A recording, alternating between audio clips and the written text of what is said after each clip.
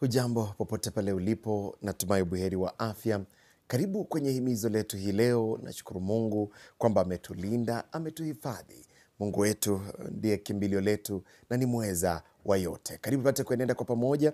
Mie hapa ni VMM, ukipenda Victor Madomandala, ikiwa namshukuru Bwana kwa kuwa ametulinda, ametuhifadhi. Ni wakati basi tuingie katika himizo letu hii leo, tupate kuendeleza pale tulikuwa hapo jana. Kumbuka hapo jana, kwa wale ambao walikuwa pamoja nasi, tulikuwa naongea kuhusiana na wakati mwingi twafika mahala ambapo tunakuwa so contented, tunakuwa tumetosheka. Na hiyo kutosheka inafanya vipi? Labda umefika level fulani, unaona kabisa unaweza mudu mahitaji yako yanaweza toshelezwa, kanisa limegrow, huduma imesonga pale ambapo unaona iko sawa. Na mara nyingi tunapofika pale, basi unapata kwamba tunakosa kujua kwamba kuna mambo ambayo Mungu ametuandalia. Maana maandiko yanaongea kuhusu Mungu ambaye basi anatuinua kutoka kiwango kimoja hadi kingine, anatuinua kutoka one level to another. Kwa hiyo basi popote pale ulipo, ni wakati basi tusonge mbele, maana tulivyokaa pale ambapo tumekaa vyatosha. Ndio tulikuwa naangazia kwa kirefu hapo jana. Kwa hivyo kama ulikuwa pamoja nasi jana, basi ni sawa, na natumai kwamba umesubscribe. Na kama huko pamoja nasi jana, tafuta tu ujumbe wetu hapo jana.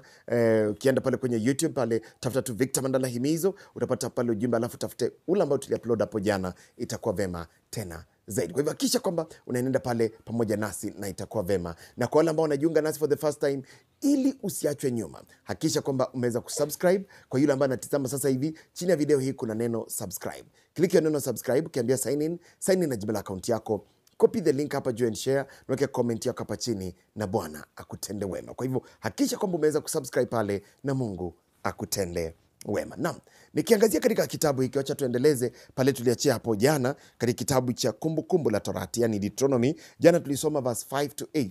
Leo niruhusu turudi nyuma kidogo katika mstari wake wa 3 hadi 7. Hapo tu verse 3 to verse 7, ambapo maandiko yanasemaje? Ikawa mwaka wa 40, mwezi wa 11, siku ya kwanza ya mwezi, Musa akawaambia wana wa Israeli kama yote aliyopewa na Bwana. Akawaambia wana wa Israeli kama yote aliyopewa na Bwana ya kuamuru. Na mstari wa 4, alipokwisha kumpiga Sihoni mfalme wa Waamori, aliyekuwa akikaa Heshboni, na Ogu mfalme wa Bashani, aliyekuwa akikaa Ashtarothi iliyo katika Edrei. Na mstari wake wa 5, ni ng'ambo ya Yordani katika nchi ya Moabu.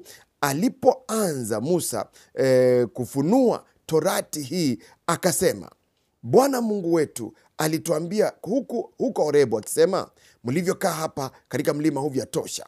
Na mstari wake wa 7, ndio nifike verse 7, geukeni mshike safari yenu, mwende nchi ya milima ya Waamori, na mahala pote palipo karibu ya hapo katika hiyo Araba, na nchi ya vilima, na huko Shefeli na Negebu, na pwani, nchi ya Wakanani na Lebanoni, mpaka mto huo mkubwa, mto wa Frati. Baba, tunasema asante, tunakuinua, tunakuenzi, tuomba kanene pamoja nasi asubuhi ya leo. Asante Bwana, maana unaweza. Katika jina la Yesu, napungua uzidi kuongezeka. Roho Mtakatifu, shika usukani, nena nasi kwa jina la Yesu Kristo naomba nikiamini, amen, amen. Naam, Bwana akutende wema. Napoangalia katika andiko hili pale ambapo tumesoma, of course kuna kitu kimoja tunapoendeleza ujumbe ambao tulikuwa nao hapo jana. Tunataka tujue kwamba kizuizi kikuu cha kesho yako, yani ukiangalia kizuizi kikuu cha kesho yako kuu ni kipi? Uingereza anaweka vizuri kwamba unapata ni kizuizi, of course kizuizi cha kesho yako, lakini nasema kwamba the enemy of your greater tomorrow ni nini?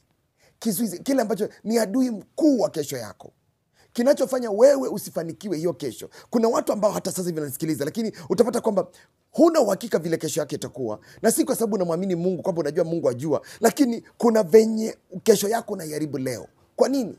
Kwa sababu kila ambacho haribu, ukiangalia pale ambapo tumesoma katika andiko hili, unapata kutambua kwamba Biblia inaongea kuhusu alipokwisha kumpiga Sihoni.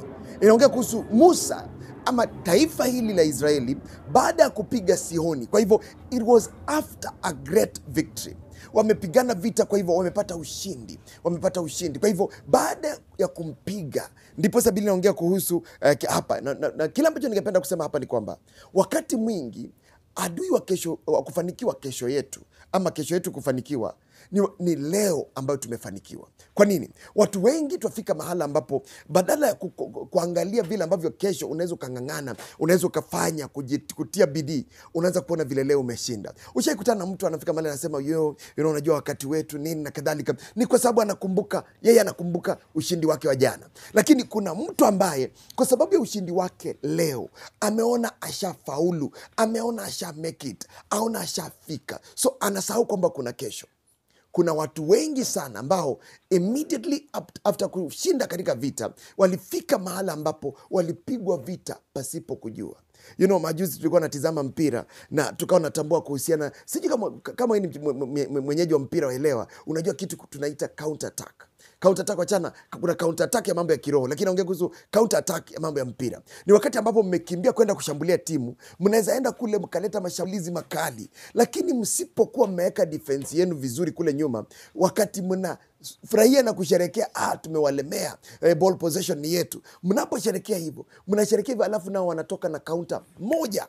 Wanakimbia, wanapata defense yenu haiko tayari, golikipa hayuko tayari, wanawafunga bao. Nishaiona timu ambayo wametoka mpaka golikipa akatoka, akapita 18 akasonga mbele. Kwa sababu ameenda kushambulia na anajua kwamba hapa tutatafuta ushindi dakika za mwisho. Walikuwa ni medraw lakini wanataka ushindi. Kwa hivyo naye kwa sababu amesonga mbele sana, wale walipo wakatoa ball ikafika katikati, mwenye alipata huo mpira akaona kumbe kwa post golikipa amesonga sana, alipiga mkwaju kutoka katikati ya uwanja ukaenda, golikipa akirudi nyuma, bao limeingia. Badala ya hao kushinda, walirudi wakashindwa.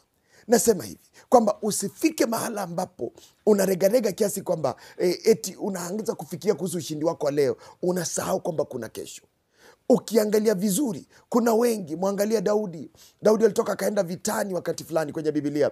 Aliporudi nyumbani, wametoka vitani, wanafurahi, wanashukuru. Wakifurahi hivyo wakapata kumbe watoto wao pamoja na wake zao wote wamechukuliwa na adui.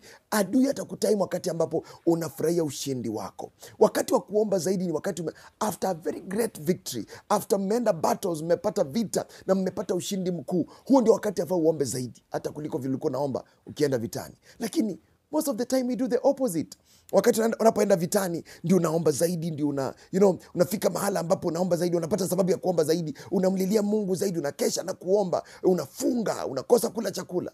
Lakini wakati unapata ushindi, tunakuwa watu wa kusherehekea, wasema furahia, tunafurahia. Tunasahau kwamba adui naye ana scheme, anatengeneza njama za kwake za kurudi kuvamia. Kwa hivyo basi, napoangalia kinachozuia kesho yako, kitakachofanya usifaulu kesho, ni wakati umepata ushindi leo, alafu nasahau kwamba bado kuna kesho. Naam, niangalie kama wanafunzi, kwa sababu nilipofanya uchunguzi wa kwangu, nilipata kutambua kitu kimoja. Sio wanafunzi wengi ambao walikuwa top students kwa nyakati zile wakiwa na grade zile ma KCPE, wachana na mambo ya CPE these days. Lakini nasema kwamba sio mara nyingi ungeona mwanafunzi ambaye amekuwa top student in the country class 8 kwa KCPE atakuwa top student kwa form 4 KCSE. Hata wengi utapata kwamba wasipochunga hata hawakui kwa top 10, hawakui pale. Kisa na maana ni kwa nini? Kwa sababu alipopita mtihani KCPE, akasherekewa, akatangazwa kwa runinga, akawekwa kwenye gazeti, akasikia. Unajua, akitembea vile, unajua mimi ndio nilikuwa top student Kenya mzima. So huo ushindi anaenda nao, anasahau kwamba kuna mitihani mingine yaja. Mara nyingi hapo ndio watu wanalemewa. Fanya uchunguzi wa kwako, utapata kwamba si wengi walikuwa number 1 au top 5 kwa KCPE, walikuwa top 5 kwa KCSE. Kwa hivyo wengi tutafika mahali baada ya kupata ushindi wa leo, we forget about every other thing. Ni kama tumeshinda milele. Nikwambie, mtu mmoja alisema, the enemy of your greater tomorrow is you are greater today. Na nikiwa natafakari tu kuhusiana na, of course, katika maisha haya, mpendwa msikilizaji, kuna mambo mengi tu ambayo yanatukumba. Mwangalie kama Hana kwenye Biblia. Hana alifika mahali ambapo unaona una Penina wanasukumana, wanapelekana, lakini kile kilimsaidia ama kile kilifanya kilimletea ushindi ni wakati ambapo alikuwa anasumbuliwa.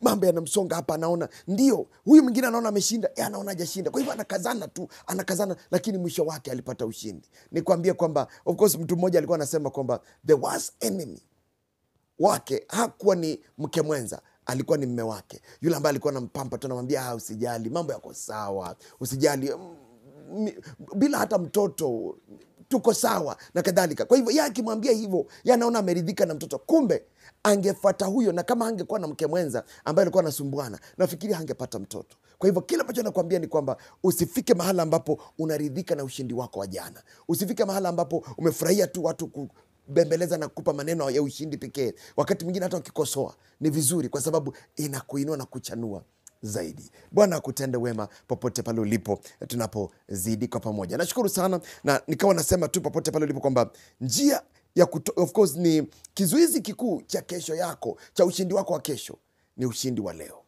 Unapo dwell tu kwa ushindi wa leo, unaona ushafika hapo, ndio wengi tunaharibu, na mwishowe tunafika mahali tuanza kulaumu shetani na hayuko pale. Mungu akutende wema, na hata baada ya kupata ushindi usidwell tu kwa huo ushindi, tuangalie Mungu ambaye anaweza akatupa ushindi mwingine na mwingine na mwingine zaidi. God bless you. VMM, tuadiane hapo kesho tukiendeleza zaidi na zaidi. Na kumbuka basi, baada haijakamilika pasipo matoleo. Kwa hivyo ni wakati wa sadaka zetu. Kwa hiyo pote pale ulipo, kile ambacho Bwana ameweka moyoni mwako, na si kwa kushurutishwa, kile ambacho tu umehisi ndani mwako kuweza kutoa, unaweza ukatoa kwa sasa hivi, na itakuwa vema zaidi. Kwa hivyo nambari ambayo unaweza kutumia, nambari ya M-Pesa unaweza kutumia ni 0722 24 39 49. Nambari ya kutumia pale ni 0722 24 39 49. Unaweza semezana nasi pale. Nambari hiyo unaweza tuma pia hitaji lako la maombi, kama una swali unauliza pale, ama pia maoni yako tu kiujumla, tumia nambari hiyo 0722 24 39 49. God bless you, na wapenda wote, na katika yote tujue kwamba ushindi wa jana, tukidwell kwa ushindi wa jana sana, unaweza ukatukosesha ushindi wetu hapo kesho. Kwa hivyo licha ushindi ambao umeupata leo, usikwame tu pale. Jua kwamba jipange kwa ajili ya kesho yako, la sivyo utaishi kuregret.